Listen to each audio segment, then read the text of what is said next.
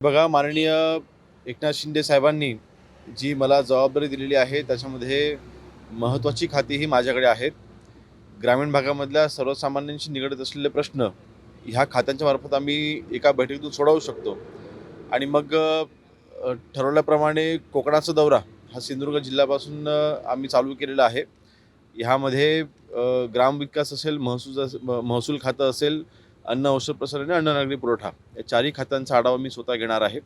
अर्थातच ह्या आढावा बैठकींच्या सोबतच माझ्याकडे असलेल्या खात्यांची ताकद, प्रशासनाची ताकद, शासनाची ताकद ही पक्षाच्या पाठीशी उभी करायची देखील आमचा नक्कीच तिथे प्रयत्न असणार आहे.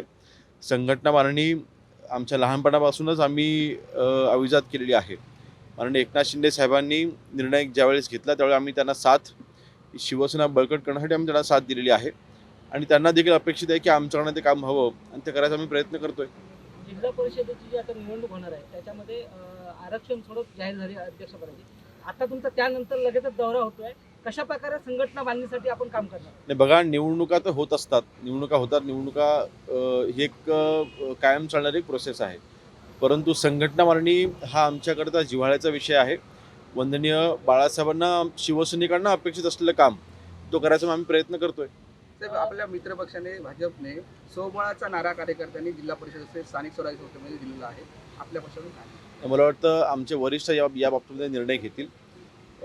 शेवटी वरिष्ठांचा निर्णय हा सगळ्यांना मान्य करावा लागेल. जर का युतीमध्ये जर का लढायचा जर का निर्णय दिला गेला तर आम्ही युतीत लढू. समजा युती नाही झाली तर आम्ही एकटे लढू. शिवसेनेचा भगवा यावेळेला फडकणार का जिल्हा परिषदेवर? महायुतीचा भगवा झेंडा नक्कीच फडकेल.